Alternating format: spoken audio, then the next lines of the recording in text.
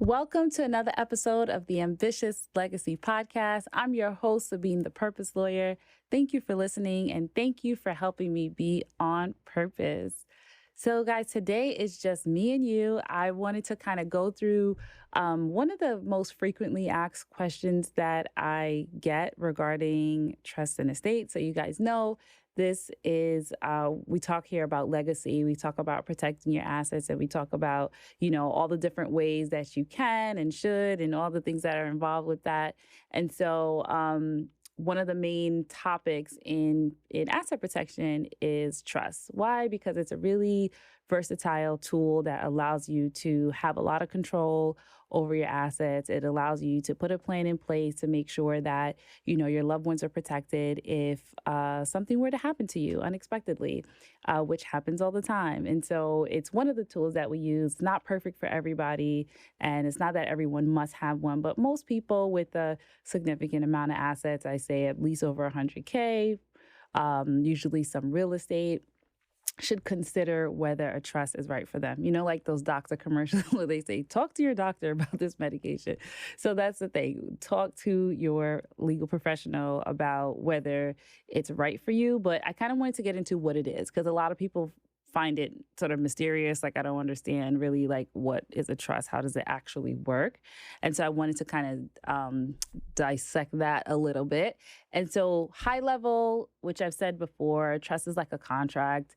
It's a contract between the person who creates it, their trustee, which could be the same person in certain circumstances, and the beneficiary. So it's really for the benefit of the beneficiary. So the beneficiary is whoever is going to benefit from their assets, from their, cash, real estate, stock accounts, all that good stuff. That's who your beneficiary is.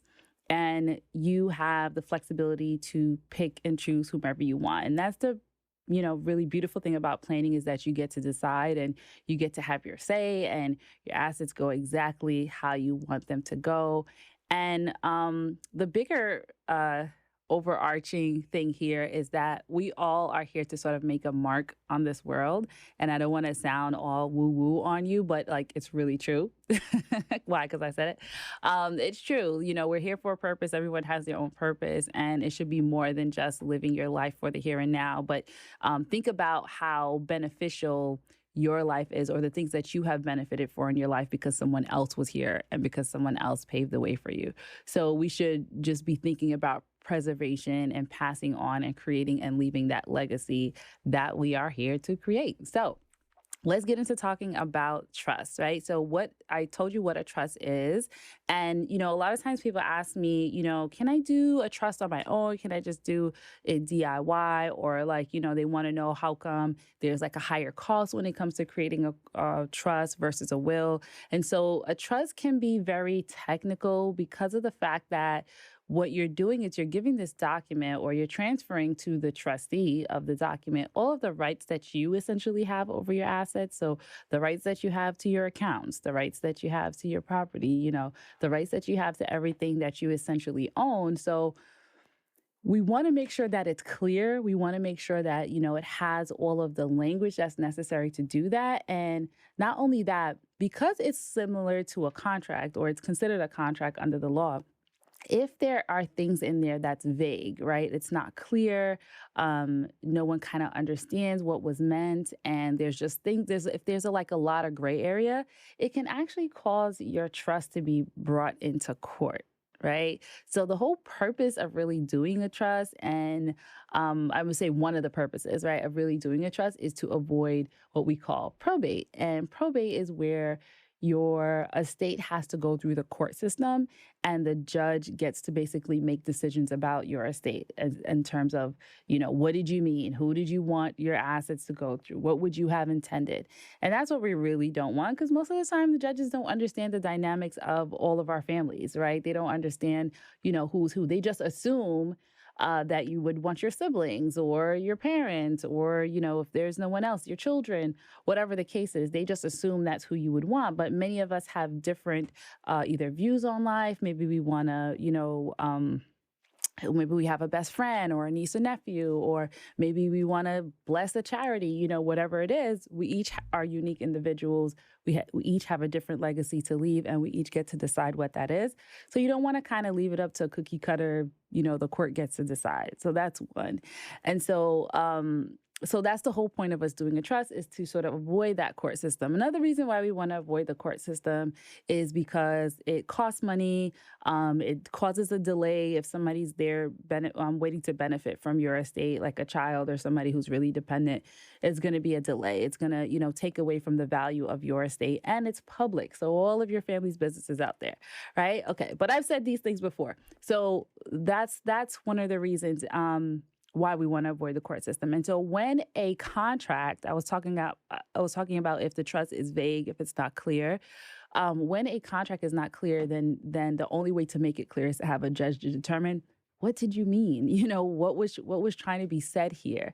And so that leaves, room for interpretation. And then that leaves room for your wishes to be changed. And we don't want that. We want things to go exactly how you decided. So I had I brought a prop today. So I brought a trust that we have drafted in my office. And just so you could see how many pages this trust is, this is actually a very simple trust for one of our clients.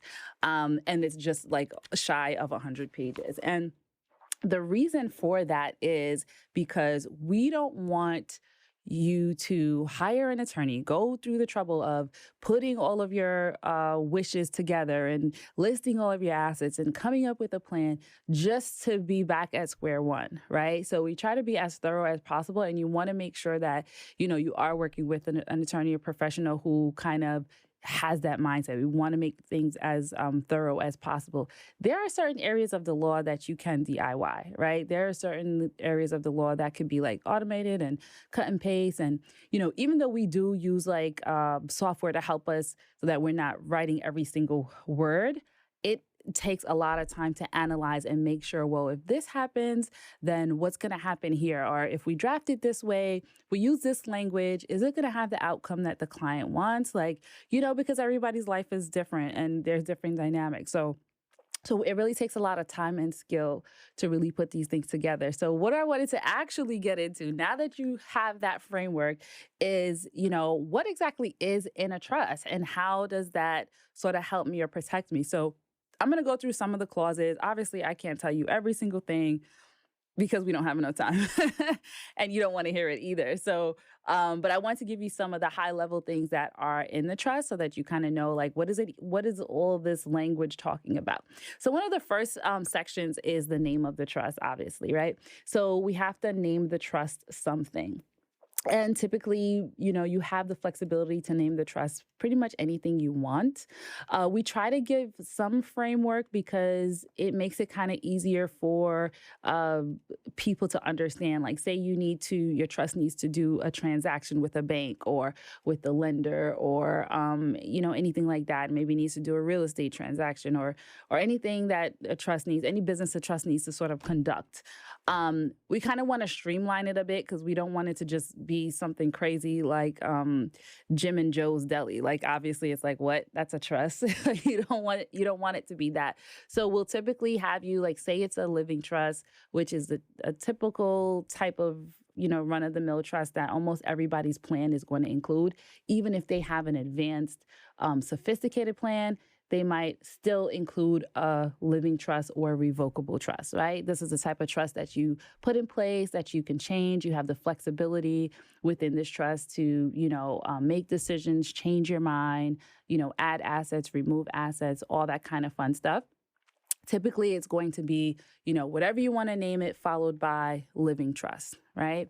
And that's, like I said, just to sort of make sure that it's streamlined. The law doesn't really say that you have to, stick to that. But in order to make it easier for running the trust and logistics, you want to kind of have it, form that way. So you could name it anything you want. Most people, just because they're like, I'm not creative, I don't know what I want to name this trust, most people will go with their last name. I typically don't recommend first and last name because even though a revocable trust or living trust does not give you anonymity, right? It doesn't necessarily protect your identity. Whatever anonymity you do have, you're kind of just like giving that all away when you use your whole full name. So that's just one, tip to not necessarily name it that. However, you do have that flexibility to name it whatever you want. So you can get creative there. And what's going to happen is the name of the trust is going to also be on the name of any of your assets that you end up putting in the trust. And we could talk about funding now. And so how that works is that in order for your trust to be able to control the assets that you put in the trust, your trust has to own them, right? Just like you can only control what you own and you have authority over. So if your trust needs to own these assets, so say for instance, your bank accounts, you want to make sure that the trust is named on your account, or the trust is a beneficiary of your account. Some institutions have accounts that allow you to make your trust the beneficiary, which means if you pass away, the trust then gets the assets, and the trust could do whatever rules are inside of the trust that it says that it could do.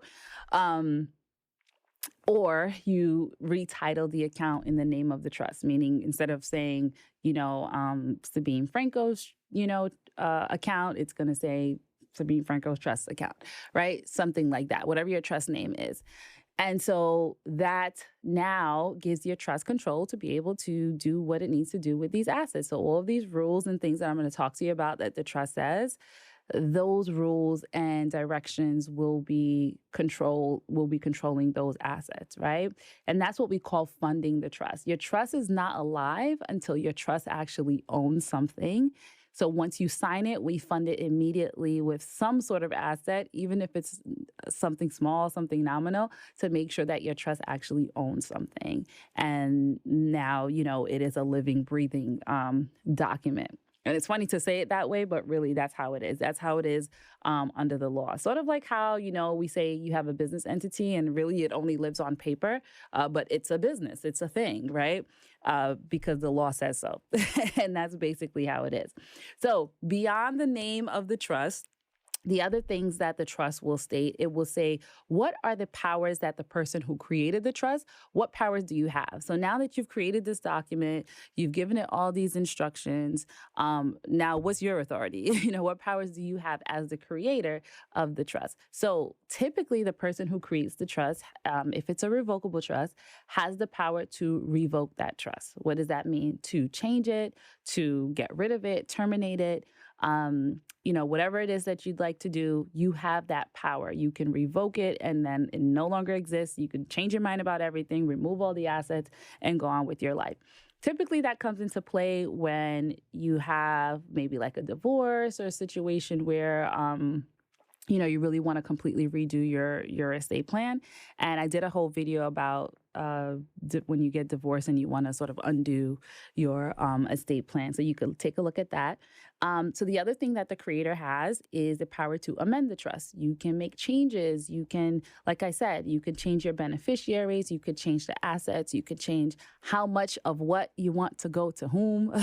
You can add beneficiaries. So that's the power to amend, right?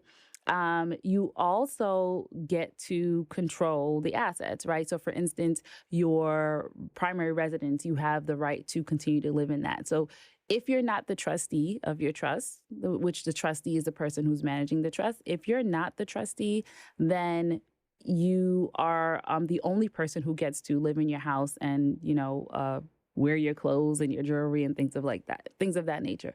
Your successor trustee does not have those powers, but they can control those assets according to what the trust says. And you as the trustee will be able to decide, what sort of investments you'd like to do within the trust. Now, there's a lot of talk about, you need to have a trust that allows for your assets to be invested so that it can continue to grow for your heirs, grow in the stock market, experience compound interest, et cetera. So fun fact, all trusts really are supposed to be conducted in that way. Why? Because it is the responsibility of the trustee to make sure that the trust is profitable, to make sure that the trust is productive. So if a trustee has, say, 100K in a trust account and it is just sitting in cash, then that trustee is not really making sure that that trust is being profitable, right? Because that's not the best way for that trust to grow. That's not the best way for those funds to benefit the beneficiary. So now when you create the trust and you're the trustee, you don't really have that responsibility per se, because you are the creator, but any successor trustee is going to be held liable for not ensuring that these trust funds are being productive. So yes, they do have to make sure that they're growing, and they do have to make sure that they're invested. And I would just caution on not making it so restrictive. Like some people say, I just want it invested in the S&P 500 and I want to make sure. Well, that's great now. Well, maybe not literally now because the stock market is way down right now. But the S&P 500 may not be the best investment vehicle when the time comes, right? When you're either no longer here or when, your successor trustee is managing the trust. So we like to make it more flexible in the sense that, we could say that we want it to be invested in a particular thing, but we want to have some flexibility with that. So if that's not the best vehicle, that you can take advantage of other vehicles. Like for instance, we don't know where crypto's going. There's a lot of speculation about that. It's a new thing though. So, it may be the best investment vehicle one day, and you don't want to have to now be stuck in stocks because that's what your trust said, right? So this is the type of things that we think about as attorneys to make sure that we're not drafting something for you that's too rigid, that's not keeping in mind the things that you're not thinking about because you're not, you're not the professional. So we understand that, and we're here to basically make sure that you're protected. So you want to make sure if you're working with an attorney that they're actually strategizing. They're just thinking about, what are your goals, but they're also thinking about it in a broader sense, not just what you're, telling them essentially. Right? So that was a lot. So your trust is also going to identify who your family members are. And the reason why that is because a lot of time estates get caught up in court just trying to figure out who's actually related, who's actually an heir, who actually should be benefiting from this estate. And so when you identify who your family members are and, state whether or not there may be others or you intentionally left somebody out or whatever it is, that actually helps to solidify your decision making, and it eliminates question. It eliminates the need for a judge to decide. Remember what I said? If it's vague, and there's, something to be, wondered, then someone might, someone might try to bring it into court and say, hey, I think there was a mistake here. So we don't want that. We want to be as clear as possible when it comes to identifying your family. So, who your children are, your adopted children. I don't know if I spoke about this. I think I spoke about this before, but your adopted children, legally adopted children, get treated as your children. If they're not legally adopted, like stepchildren or anything similar, or somebody who was like a child to you, they're not treated as your children. So you have to specifically state that in your estate document. So you may not name them as your children, but you may say, listen, this person is like a child to me and I'd like to leave XYZ to them, so that it's clear, that you were clear on what your relationship was and what you would like to do. All right. And that also helps your trustee to understand who your family members are and, how to basically treat everyone and how to continue your wishes according to what your trust says. Then there's some things that we talk about, okay, what happens if you get sick? How is the trustee supposed to handle these assets if you're sick and you need to be taken care of? So there's a whole section about that and who to continue to take care of and what needs to be continued and what needs to be ended and how should you be cared for and all that stuff. All that is contained in your trust. Then we talk about what happens, obviously, if you die, because that's one of the whole purposes of the trust. So how do we continue to manage these assets?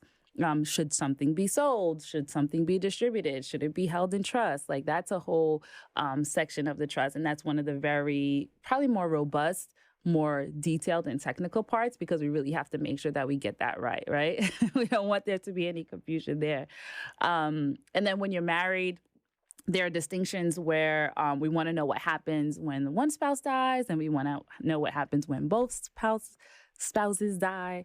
And if you guys have, prior marriages or separate children, that tends to get a little bit complex. So there's a lot of sort of thought and strategy that goes into designing that section of the trust because it typically, makes a big impact if something goes one way or another, right? Without boring you with all of those details. And we also want to make sure that, within your trust, there are sections where we talk about restricting creditors, where we talk about different strategies for your tax professional to be able to avoid taxes or make certain decisions that will allow them the flexibility to avoid taxes so that, if there's an opportunity for you to do that, remember I said avoid, not evade, right? Avoid taxes legally. If there's an opportunity to do that, your trust allows for that language because the last thing we want to do is for you to lose out on all these tax savings or a strategy that could be used just because your trust is too rigid. So there has to be some flexibility there and specific language around how your trust allows your estate to treat taxes. And typically, how would you like things to sort of be handled? If you have your assets staying in trust for your children, we want to know, how should that be handled? How do you want your children to experience this inheritance? How do you want your children to be protected for not having all this money come to them at once, or giving them a period of time where they can sort of get comfortable with receiving, or have a certain set of instructions as how they should, treat assets or treat businesses or treat real estate. So that's a really meaty area of your trust as well. We talk about real estate property in particular, if you have a lot or if you have real estate that needs to be treated in a particular type of way. We definitely talk about that in your trust. And then another thing that sometimes people don't think about, which I find a lot of clients have difficulty with, is if no one is around to receive your assets. So say, for instance, if your children are not around, which is always a hard thing to sort of talk about, then what happens? Who would you like to receive your benefits? Or, whomever that beneficiary is, who you'd like to have and benefit from your estate, what if they're not around? And so we need to have a series of alternates for that. And sometimes it includes, charities and other businesses or, further removed friends and things of that nature. But it's something, to talk about, and it's something that we definitely include because essentially we don't want to create a plan for you that just halts or fails at some point because we didn't think about, those alternatives. We also talk about having checks and balances in place. What if the trustee, the person who you selected to be that trusted person, what if they do something wrong? How do you go about protecting the trust and protecting the beneficiaries? So there's language in the trust that should speak to that as well. So these are some of the, hot button topics that we have in these trusts. Again, I showed you, they tend to be pretty hefty, and this is for a single person. So now when you have a married person who has separate children or all these complex assets, we kind of need to get a little bit more creative. So it tends to be really robust. So I hope this sort of helped you get insight into, the inner workings of a trust and why is it such a complicated thing. I mean, it's complicated and it's not, right? I don't want you to think it's complicated in the sense that it's over your head and, I'm not, equipped to have a trust. No, you are. You just want to make sure that, you work with the right individuals or the right firms to help you achieve that. And it's not just for the uber rich. It's also for you and me who, just want to make sure what we work hard for is preserved for our loved ones and that we are also taken care of if something, if we're not able to control our assets later on. So thank you for listening. I hope this was helpful for you, and I will see you in the next episode.